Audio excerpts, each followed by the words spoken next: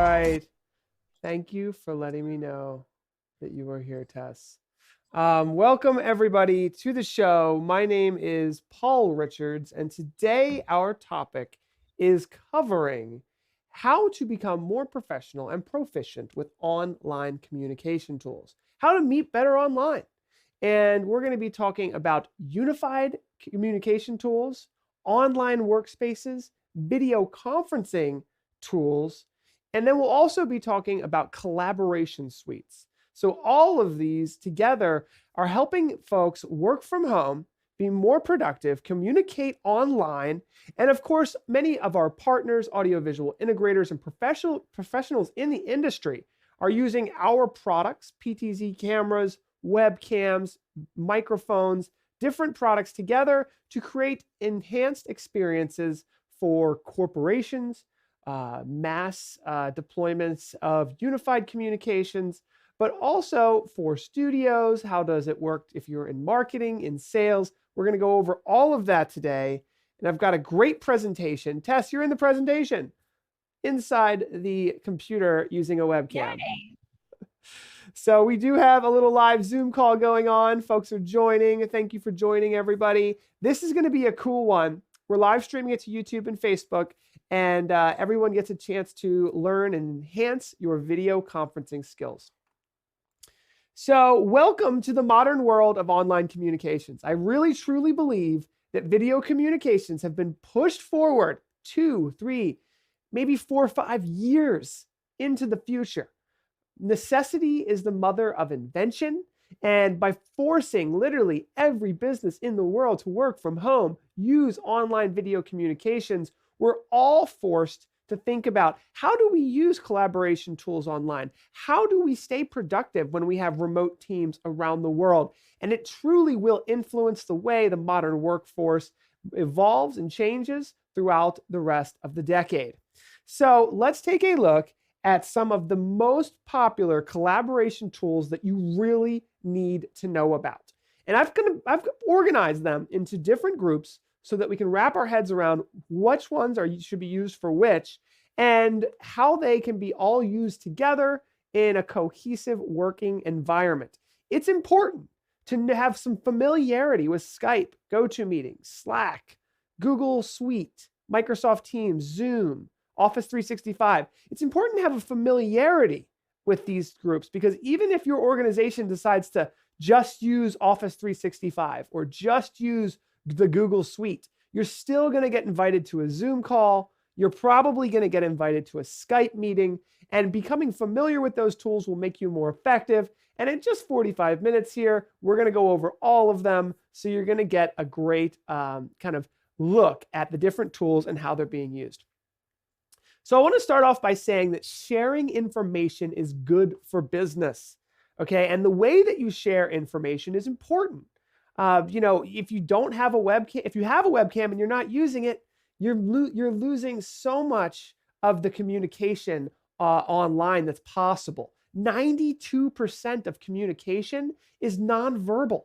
So if you're just a voice and a black screen, you're missing out on so much of the communication that happens in nonverbal communication. So not only is sharing video and audio together, it actually, some of the statistics say that it's 10 times more effective for people to learn when audio and video is combined. But there's taking it a step further, combining what you're presenting, what you're sharing on your screen with the message that you are trying to portray is good for business. And sharing that information, whether it's online in a public setting or in a inclusive, kind of exclusive collaboration environment, a workspace environment just for your business, either way, this is the way forward, and we're all learning how to use these tools together. Now, in general, there are online workspaces, and these are full collaboration suites. And I put Facebook Workplace in here. It's really a new one, and it has a lot of great features, but it's not quite as inclusive and really as widely adopted as the Google G Suite and the Microsoft Office 365 Cloud. Now, these online workspaces essentially allow corporations to deliver all of their employees access to collaboration tools, document creation tools, and a shared environment where all of these documents can, instead of being a Word document on your computer, it can be a document that's alive and shared and collaborated on. And that alone is such a massive change that has happened over the past decade of a single person working on a document to many people working on a document that now is a living document. It's not just a file on your computer, it's hosted in the cloud. And the whole movement to the cloud has really increased productivity, especially when we're working from home and allowing people to have remote teams all around the world. So we'll talk a little bit about what the move to the cloud has meant and how these online workspaces are enabling teams to collaborate and work remotely all around the world.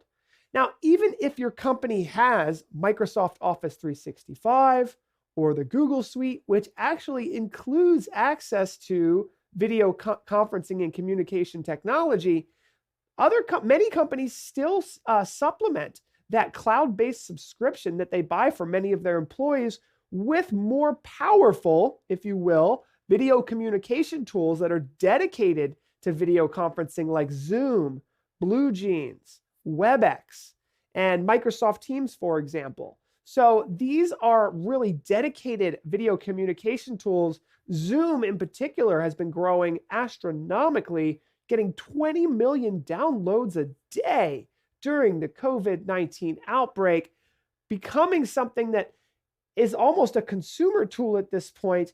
And for folks who I think don't even know that their G Suite or Office 365 account has really powerful video conferencing tools built in.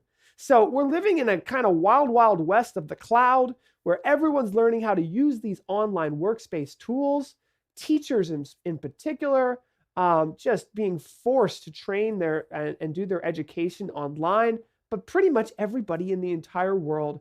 So we're really, really moving forward at a quick pace, and it's going to take some time to learn all of this stuff.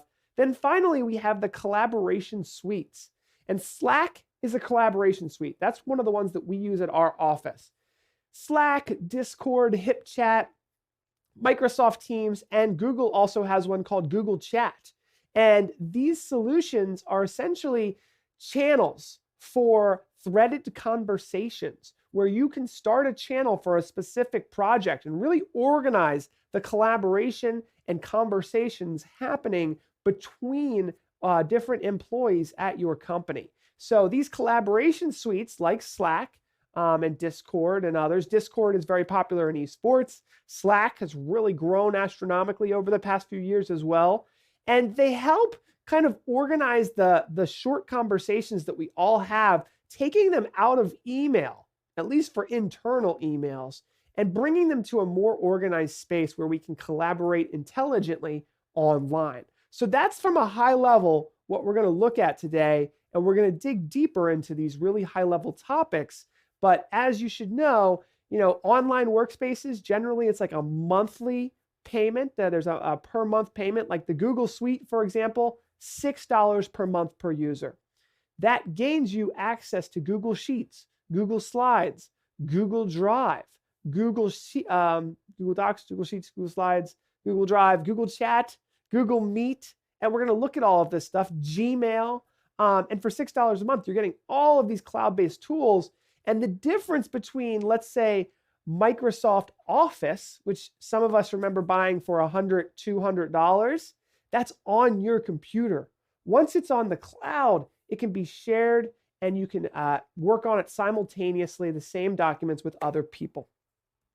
The applications for some of this stuff are still kind of becoming developed, and every organization needs to think about it themselves. Now, I keep coming back to this slide because it's important. When we think about the cloud, there's a big difference between the public-facing clouds like a live stream or a public announcement and a private team collaboration project. And one of the great things about Google Docs, and I'm going to show this off actually right here, is see this little share button right here? You have a ton of control This is a Google Doc right here. This is a Google Slides. You have tons of control over who you can share this presentation with. This presentation right now is only being shared with me, but I can actually change that to anyone in our company, anyone with the link, or anyone on the public internet. So it really opens up the opportunity to share what you are creating with the world, or specifically with the people that you need to collaborate with. It's something that we keep going back to, is how public and private do we need our information to be? Obviously, if we want something to be incredibly public, we can use live streaming like Facebook and YouTube. If we want something to be private, we might want to do a video conference or a private collaboration suite like Slack or Microsoft Teams. We can also use breakout sessions and rooms and on-demand tools, and we'll talk about why and how to use all of these. And yes, I am answering questions. So hi, PA Pence from Northern California. How's it going? Donald from Bedford, PA. Let me know where you guys are from and where you're watching from. Thank you for joining us. I hope that this is going to be a really helpful presentation. Even myself, I'm learning so much about all these different video communication tools, and at a time when we're all forced to use them. Now, the G Suite is probably the most popular online workspace. So it's a workspace. It's got a ton of tools that are interconnected together. Just going down this list, I can see Gmail, right? We can see the Drive, and that is where all the files are stored and organized. I can see here Google Calendars, Docs, Sheets, Slides, Forms. This one, I'm not even sure what that is. This right here is Google Meet, and that's what we're going to be looking at a lot today. Here's Google Chat. I thought Google Plus was dead. And then there's a few others. I honestly don't even know all of them. And that's funny because our company's paying for these. A lot of people barely scratch the surface of what this is capable of. And I think that a lot of us are doing a deep dive now into these online workspace collaboration systems, because $6 a month to get access to all this is an incredible value. And to have it for your whole team really makes private projects and deploying new projects incredibly more fast. I mean, I have really transitioned the way that I work to the cloud, to the Drive, to the Google Docs, and I'm always creating docs, sharing them, collaborating. It's absolute game changer. Office 365 is very similar. Now, I'll say that Office 365 is probably more used on the enterprise side. We've got tons of applications here. Some of them may look familiar to you, such as Microsoft Word, PowerPoint, Excel, but there's many, many more, and they've all kind of been custom designed to work inside of this cloud. And Skype is in there, by the way. Microsoft Teams is in there. And so you can see that both of these major, probably the two biggest online workspaces, they include video conferencing for free. And their video conferencing solutions are less expensive than Zoom. So it's surprising to me that these have not grown as fast as Zoom. And I didn't include any of the information about Zoom's recent growth, but you can tell where we're going with this on the video communication side of things becoming really, really important. Now, a third one here is called Workspace by Facebook, and this is one just to know about. I'd say it's more rare to find a client that has this, but it's basically like an entire Facebook for your company. And I think it's really powerful. Tess and I tested this. I don't know if you remember that, Tess, when we tested this out, but it's got all of that built-in live streaming, video conferencing, and everyone knows how to use Facebook. So it's an interesting way to have groups and all these different things built into Workplace. Now, Skype is really the most popular live streaming, video conferencing software over the history of video conferencing. It wasn't the first, it's not going to be the last, but it really was the first big consumer adopted video conferencing solution. And as you can see here, it was started in 2003 and it was acquired by Microsoft in 2011, built into something that they call Skype for Business, which is now being moved to Microsoft Teams. Now, I know it's a little complicated, but Skype is still around, and it's worth learning how Skype works because Skype is so kind of important. So as you can see here, this is the Skype interface and one of the goals here, by the way, throughout this presentation is to really give you guys a familiarity with these tools so that when you do get asked to use Skype, you know what you're doing. And here's Neil Johnson. Neil, I'm interested in working with you more. We're going to start a new show just for houses of worship starting on Monday, and I want to have you on as a guest one of these days. G Suite is so solid. It has a transcript option where you can see every word that is shared. It's incredible. It's my favorite by far. But we're a small business, you know, an enterprise I think might have reasons why they use Office 365. So on the Skype side of things, right at the top, you can see there, like in the little 3 dots, you can go into the main settings of Skype and we'll look at those. You can do a phone call. So you can use Skype as a soft phone, an internet phone. A new feature in Skype is this Meet Now link. This is new. This wasn't around for so long, but it really makes meeting with people quickly and easily more effective. You can click that Meet Now button, get a link to your Skype call, email it to anyone in the world, instant message it, chat it to anybody, and they can just join via a web browser. And that's something that Microsoft and Google both do really well, is that web browser video communications. Then you can see all your recent chat messages and your main messaging area. So Skype, when you look at it for the first time, it looks almost like an instant messenger, but it can escalate to a video call or an audio call very quickly. And that's kind of the power of it, especially for small teams who need to collaborate in that face-to-face communication. Now, when you click that Meet Now button, you're going to get a Meet Now link. And you're going to get the ability to share that invite to anybody that you'd like. And you can also, obviously, as soon as you've shared it, you can start that call.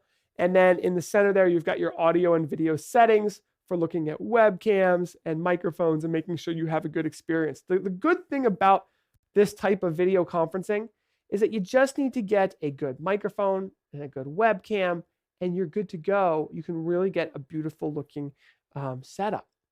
Now, in the settings area, you can see here that you have the ability to kind of tweak your Skype experience. You can set up your profile. You can change the appearance of Skype. You can check the defaults of your audio and video. You can set up your unique calling. So you can set this thing up just like a phone, where you get a phone number from Skype, you get a voicemail from Skype, and it's really, really quite powerful. You get all of that. You can kind of tweak your messaging if you're using this a lot for keeping in contact with people around the world. And I should mention that the Skype interface here features something called the Skype directory. And the directory has every single Skype user in there.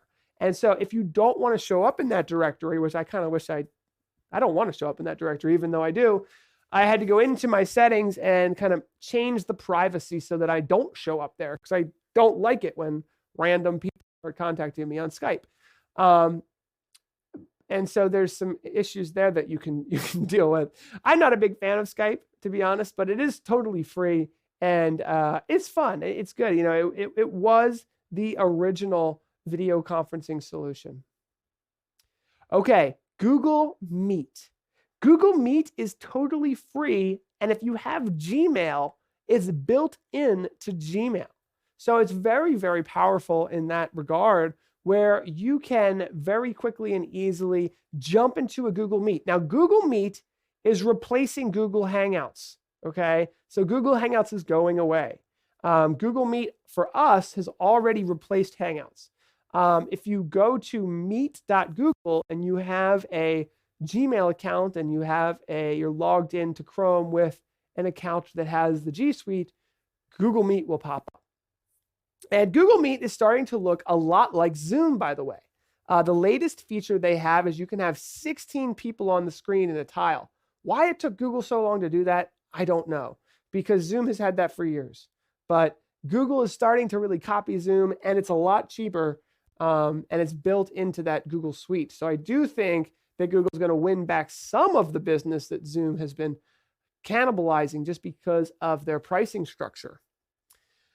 Now, you can see here, this is my Gmail, And I've kind of got a privacy set off a little bit there, but this is Gmail. You can go to mail.google.com and you can go into your Gmail, and built right into your Gmail is the ability to start and join Google Meet.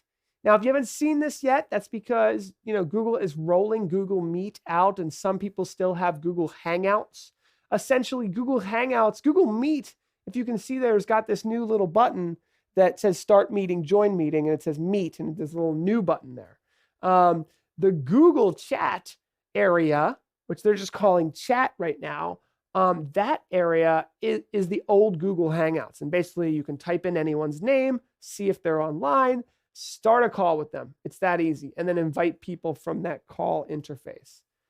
Now, Google Chat is available at chat.google. And it's actually exactly the same as Slack. It's just like Slack. I think it's even actually a little bit better laid out than Slack. But I do like Slack. And, once you start using something like Slack, a collaboration solution, a lot of times you don't change or leave. But this allows you, and again, this is for that $6 a month with G Suite, to search through your contacts, have a short list of all of your top contacts, and then start a Google video conference with them, or start a collaboration room, which is essentially like what Slack calls a channel. So you can start a room where if you're, let's say you're a church. Let's say you've got one for new members. You've got one for, just people who are working in the church. You've got one just for updates from the pastor. Like our business would have one for new products, one for competition, one for casual humor interest, right? And then you can just kind of keep up with things as people post them. And it just organizes the massive amounts of information that we all have to deal with. Now, the cool thing about Google Chat is they also have chat bots. I think it's kind of cool, but it's, I haven't found many uses for it, but essentially you can chat with the bot and make it easier to automate things. And Slack's done a good job with using those. So I think that those will be developed better in Google as well. Now, Zoom has really been taking off. It's probably the most popular video conferencing software in the world right now, and it's got a very simple interface. So this is the main Zoom window, and it essentially just has 4 big buttons. You can launch a meeting, you can join an existing meeting, you can schedule a meeting, and you can start a screen share. So you launch a meeting, you're a host. You do have to be logged in as a host. If you have a free account, it will be cut off after 40 minutes. If you have a paid account, it's unlimited. And I think at this point, you can have 300 meeting participants. So very interesting from Zoom there. If someone else is the host, you still want to run the Zoom client on your computer. You can run it on your smartphone, obviously, as well. You hit the join button, you type in the meeting ID, and you're transported into that meeting. Now, they also have a little schedule there, which will integrate into your Zoom kind of client. Anything that you have upcoming will show up there. And then you can schedule a meeting for the future. And if you just want to start a screen share, that's really designed for jumping into a screen sharing session where you don't want video. It's just for presenting like on a television, and it's really popular for Zoom rooms. Now, the Zoom interface is they really have done a great job on the Zoom interface. I have to say, it's probably the best interface that I've seen. And the Zoom interface, essentially at the bottom left, you've got your microphone, you've got your camera. You've got manage participants there where you can pop out a little window. Everything down there pretty much pops out a little window of some sort. You can open up the manage participants area. You can mute people. You got a lot of control there. We're not going to go over all of those settings. We've done that in other sessions, but you have the ability to mute everybody. You have the ability to lock the meeting. You have the ability to invite new people. And they actually used to have the meeting ID up here on the top. I used to use that all the time, but they got rid of it because of Zoom bombing, which has actually become pretty popular. There's a share screen button right in the middle. And when you share your screen, you can choose what screen you want to share or window. And then it takes over your whole screen. And Zoom gets this little tiny bar at the top, which you have to click to stop sharing screen. I've had people who've had issues with that.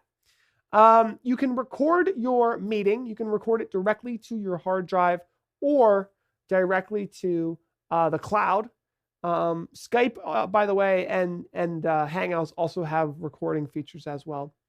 And then, of course, you can end the meeting. If you're the host, you can end the meeting for everybody. If you're an attendee, you just can leave the meeting. So you have the option to just leave the meeting going, even if you are the host. Now, Zoom, oh, look at this. Good point, Dennis. If you have less than 3 people on a Zoom call, so I think it's like 1-to-1 then, 2 people, the 40-minute time limit goes away. And so that's interesting. Also, Zoom is free for education. So my hat's off to Zoom for making their product free to education, especially amidst the coronavirus. They also made it free in China as well.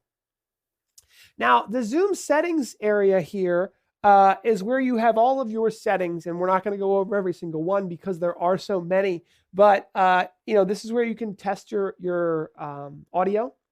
So you'll see your microphone levels going. If you can hear yourself, you can hit the speaker button, so you can test to see if you can hear the far end. You can check your video. You can turn on that virtual background that everybody loves. Set up your recording, and then you can also look at the statistics of the call, which I often do. And you will see that you're never going to get more than 720p video quality, which is fine. This is a video chat tool, right? It's not a streaming broadcast content creation tool. Although many people do use Zoom for 2 things that it wasn't necessarily designed for. One is podcasting, and we've done that because we're stuck at home. How do we connect and do podcast interviews? The audio actually sounds pretty decent. Zoom actually does a great job of really preferring video, giving priority to the audio. Giving priority to the audio over video. So like the video might get a little blippy, but they try to keep the audio clean because that's obviously crucial for communications. So if you're recording a podcast, you can just take the audio file. In fact, when you record, it'll give you the video and the audio file. And then another thing people use it for is like screen capture and recording videos for YouTube. Those videos aren't that great, really, but they do get by. Now, the next one that you should probably be familiar with is Microsoft Teams. This is for those folks, again, who have basically free access to Microsoft Teams via the Office 365 cloud. So this is actually our Microsoft Teams account, and it's got some main modes here. You can see you kind of got like an activity bell. You've got your chat messaging. You've got your Teams. And again, Teams is very similar. It's kind of like Microsoft's response to Slack, and so is Google Chat. Those are like kind of the responses to Slack, which has been so great. And it is such a good tool, and I just love the interface. But you've basically got, depending on the mode that you're in, a little sidebar. And since we're in the chat mode, you have all the people that you can chat with. You have your whole chat history, and you can type in a message. It actually looks a lot like Skype. But Skype is like the free tool. Microsoft Teams is like the paid tool. And then you've got your contacts area. So that's Microsoft Teams. In the settings area, I noticed a kind of cool feature where you can make a test call. And I'm so glad they did that because it's the first time I've seen that ability to make a test call. But there we are, doing a little test call, checking things out. And the settings are very basic. I believe with Microsoft Teams, your administrator has really the full control over how they administer everything. And I don't know if that's because our administrator, Matt Davis, hasn't enabled a bunch of features, or if it's just not that many features here. But it was pretty straightforward. There's like 4 or 5 tabs, less than Skype even. So with that being said, there's some areas of interest that are really starting to come alive regarding online communications. One is obviously the whole work from home explosion, right? And that is forcing us to, all right, well, what collaboration tools do we use? How do we collaborate online? The other is like the marketing tools. How do we host a webinar? How do we continue to create content? How do we do live streaming? And these are some of the areas of interest that in this YouTube channel we cover quite a bit. So let's see here. in my opinion, when it comes to, we're talking about video communications here, a great way to really start thinking about video communications is to have good data visualization. And what we're doing right now is actually really, I think, a good example of this. Hi, by the way. Thank you for joining. Throwing you on there real quick just to kind of show what it's like. By the way, where are you from? Oh, hey, how's it going? Shaggy Mummy's here. How you guys doing? Doing all right. You guys excited for the training in a little bit? Yeah, I'm looking forward to it. Cool. And this is kind of part of the training, and that I might reference some of these slides in our private training that's coming up. But essentially, and this is something I think any business and anyone using online communications can learn from, is how can we add a layer of visualization to our data? Like, I think too many businesses just share a Google Sheet and say, hey, here's a bunch of data on our sales last month. It's like, well, make a graph, spend some time, use the tools that we have. So a lot of people are making charts, making graphs, and putting that into the presentation. So you can see I have a PowerPoint here, but I also, Google Slides, but I also have like live video and like a little banner saying what we're up to and what we're doing. So this is a great way that I think a lot of Pro AV companies and dealers can help their customers really increase what they're capable of, and they'll be more successful. So if you can combine, and here's a great example. If we're talking about online communications, maybe I actually show you the webcam that we're recommending, right? Like it's that much more engaging if you have the opportunity to combine what you're talking about with what it is. And so we all need to use graphs and data, but if you can combine that with the actual thing that you're talking about, it really helps drive it home. And here's a perfect example. Zoom video conferencing went public almost exactly a year ago. They have tripled the size of their company. It's incredible, the valuation on the NASDAQ stock exchange. But when they do their company press releases and they do their company shareholder meetings, they do it on Zoom. It's genius. I can't believe that Microsoft doesn't do something like that, or Google. So it's that kind of thing where we're combining what we're talking about with what we're talking about. It seems like common sense, but I don't see it happen enough. Here we go. Demetrius is asking, Paul, how many people can you have in a town hall meeting at once? We're going to cover town hall meetings in our private training session, Demetrius. So I hope that you got the private training session link from Tess. If you didn't, she'll send it to you. But it depends. If you're using Google Meet, it's 250. If you're using Zoom, it's 300. But Zoom actually has the capability to do a 10,000 person meeting, which is like a little mind-boggling. It is happening. 10,000 person meetings with 10,000 people in them. Now, that's a little crazy. I mean, even if you look at the statistics of how many people that can actually know each other in an organization, it usually caps out at about 300. So is it really necessary? I don't know. I don't think so. But it's still happening, and people say they want it. And so technology is delivering it. But with Google Meet, for example, you can have 250 people in a Google Meet, and then 100,000 people watching on a private live stream on your Google Meet. So the technology is definitely there to scale quite large if you need to. Another thing that is, I think, of interest specifically when it comes to online communications is ways to engage your audience. And now we're not necessarily talking about live streaming here. We're just talking about like meetings in general. Icebreaker questions, turning point questions, trying to make your presentations less death by PowerPoint and more engaging for the audience. One way to possibly do this is to host a little trivia. And Tess and I have done this many times. I don't have any trivia ready for you right now, but there's some really great trivia solutions that you can just share your screen, have the trivia going, and test and see who is, and have some healthy competition. And you tell that to a salesperson or a marketing person, and they're going to get it. So if you're talking to a sales manager and you say, hey, let's have some healthy competition. Let's see who actually is listening with a 5-minute quiz at the end of your presentation. It's these types of ideas that I think are going to really push video communications forward. It's like going back to school, but we're going to do more edutainment, not just education, but education and entertainment. The new word, education. Or wait, education? No, edutainment. Edutainment.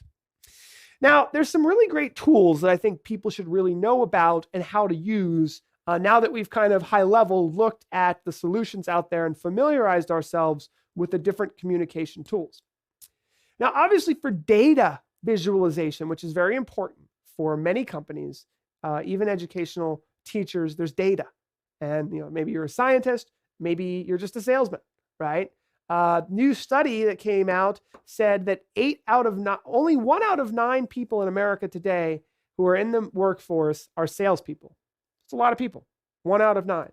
But the other 8 out of 9 are also actively involved in persuasion. What Daniel Pink, the author of the To Sell is Human, calls non-sales selling. So all of us, really, in some way, shape, or form, are salesmen in the thought process that we all try to persuade and influence others. So using these tools are of great value in order to persuade others on our conclusion, our theories, where we want the world to head. So when we're showing data is a very powerful tool for explaining what you are trying to do. What are you seeing out there in the world?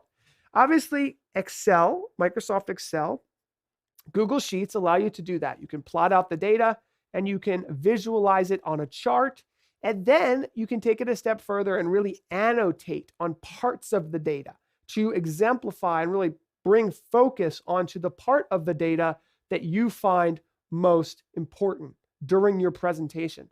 If you're not doing this already, I highly recommend doing it. So taking a tool and having, even if it's just like a little pointer here, and pointing to the parts of the presentation that you want to, or annotating on top, it's really, really powerful. In fact, I don't know why I'm not using my annotation tool. I'll go ahead and pull it up and use it during this presentation. So with that being said, and I'll, let me just turn this volume up. There we go. Okay. And so I should actually be able to write directly on to this.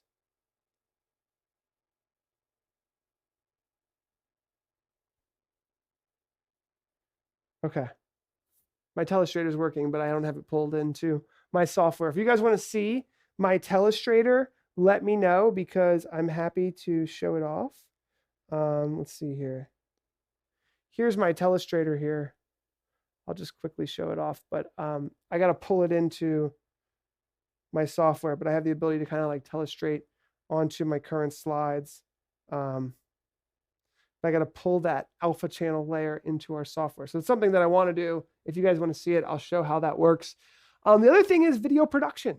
So we're starting to talk about, hey, do you need to have a video production software? Sure, you probably can do everything with Zoom, or even in slides, animating your slides and preparing the that type of thing. But video production software we're using today can help you record really good, high quality videos with all of the tools that you might want. And getting to an important topic, we're live streaming right now. Okay, that's a very public thing, but we talked about private as well. Here's what I think a lot of companies do that they're going to start figuring out needs to be changed. They're sending an Excel sheet to everyone in the world and saying, here's the data. Well, they need to visualize it. They need to create charts. They need to create a summary. If they really want to take it a step further, and this is where video production comes in, a salesperson, a leader in the company, the CEO, creates a video walking people through the data. And when organizations start to realize how much more effective video is for spreading knowledge, which is so important for business. They start to realize that, wow, if production wasn't so hard, if it was easier to do, and our CEO could explain the latest trends and the issues on a 5-minute video, what if 98% of people connected better with that? What if 75% of people aren't reading the Excel sheet? Because that's probably the truth. So there's a lot of change in video communications, online collaboration that's going to happen, and video is going to be at the forefront. So what's the hardware that people will need? Cameras, microphones, lights. They'll also have to start using those collaboration and video distribution systems that are in place just more effectively. Microsoft SharePoint, Google Drive, Slack, Facebook Workplace, whatever you're using. Just take the data, spend a little more time on summarizing it, creating graphs, creating a video with a little annotation, and then having the video shared on Slack, shared in your online collaboration solution. And that it drives for the need for a nice studio or something for the person that is creating that. Now, if you're at a church and you already have a video system, already, I know so many pastors who are creating short videos, sharing them with their congregation. Many of them are public, they're on YouTube and Facebook, but many of them are also available on private places like Vimeo. So just wanted to share that. And what does this all mean? Well, one is we can increase transparency, which is so important. Every business can increase their communication capabilities, but increasing transparency can increase organizational education. So all boats rise, right? A rising tide makes all boats rise. So all the employees are becoming more educated. Everyone in your organization is able to make better, more informed decisions. If you can increase the perceived access to a CEO or top executive through video, that is a major win. You only have so much time in the day, and you have really important people, thought leaders in your industry that are really the leaders, a pastor at your church. If you can increase the perceived access to that pastor, more people will feel connected to your church. Perceived access to the CEO, more people will feel connected to the vision of that business. It also allows top executives to reach out to those remote offices and remote employees more effectively and easily. It improves communication efficiency. Data can be better organized. You can crowdsource ideas, and this is something that online collaboration does so well. If you can share your message effectively, you can get better comments, better feedback from your employees or external employees, right? Or should I say external partners? Here we go. Demetrius saying, I have not. Could you please send a link, Tess? So we're communicating. We're having the ability to communicate. Tess is going to send that link to you, Demetrius, because we have a really great private session coming after this. And it just immerses all levels and departments into a company goal. So we're right now doing sort of what we're talking about.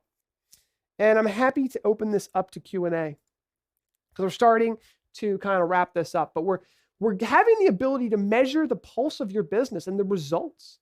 We can get factual information that can provide the basis for productive discussion and, more important, decision making. We all have to make the right decisions in our lives, especially when it comes to business. We have to act on the information that we have. So the more information that everyone has in your organization, the whole organization can be transformed. Once you've tracked your business data for a while, you're able to uncover patterns and trends and predict the future. And part of this whole collaboration and online communication transformation, evolution of online communications is the ability for more people to collaborate and uncover, better decision-making skills and ability to predict what one side of the business is doing. Now they can see what the other side is doing. Every business is a cohesive ecosystem where one thing affects the other. And we're finally getting to the point where large organizations can effectively communicate together. Now, a couple things. You could create a scorecard which is kind of an interesting thing to do inside of your meetings. You can reach a point in your organization where you can have numbers that are measurable. You can provide clear direction for your team to increase productivity. And if you can measure it, you can improve it. Now, what are we doing right now? So we're using a video conferencing software called Zoom, and we are capturing it into vMix. Okay, so we're combining two different things. We're combining video conferencing and video production, live streaming and video conferencing, right? So that is kind of technical. It produces amazing results, but from a high level, it's kind of technical. And we want to make this easier for everybody. So here's like a typical boardroom. And what you probably want to do is have it so that it's easy enough for anybody to walk into the room, zoom in a camera to the specific space or the thing that they're talking about, hit record, or maybe not hit the live stream button if they don't know what they're doing, but hit record, get a video that they can share and collaborate. And I think that video communications in general is where we're headed with productivity and communication. And so I think that from a business perspective, it's about equipping your employees. And this is a high level. This could be healthcare. This could be education. This could be house of worship. This could be, esports. I mean, there's just, everyone needs to better communicate. And I think video is going to be part of that solution. So I think we're going to wrap it up there because I need about 10 minutes to get ready for our private training session that we're going to be having. Obviously this requires some camera hardware and mounts and putting cameras maybe in the ceiling and on the wall, maybe on a pole. We have some new cameras that are coming out that are really kind of the culmination of this idea, the need for higher quality webcams that are plug and play with HDMI and USB. These cameras start at just $499, for example. There's an NDI version that's power over Ethernet. So basically, I'm going to leave you with that. I think is good because we're gonna dig into this in a little bit more. I need a little bit of time to get ready for our next webinar. If there's any questions, please let me know. But we're about to jump into our private training session. What did you think, Tess? Good presentation? I think you did an excellent job. If anybody would like to join us for the private session who did not register, please email me, tess.protesto@PTZOptics.com. I did include my email address in the chat rooms. All and right. I will send you the link. Great. Well, thank you everybody for watching. We do need to get ready for our next session, which is in just 10 minutes. So that's what we're going to do. I hope it was helpful. Kind of a cool thing is that I've been doing this whole show by myself. So if I could do it. Yeah. What the direct name of that vMix switching app was. The one that I'm using? Yes. The iPad app. It's called the vMix controller and it's totally free. It's built into vMix. Very cool. And you're using the NewTek NDI Telestrator as well? Yes. I'm gonna plug that in. I didn't have it set up as an overlay. So I'm gonna do that. That's one of the things I'm gonna do in the 10 minutes that I have in between this session and our next session. So I'm just gonna get set up and I'll see you guys in the next session, okay? Okay, we'll see you guys soon. Thanks for watching, everybody on YouTube and Facebook. That was our video communications enhancing your skills presentation. I hope it was helpful.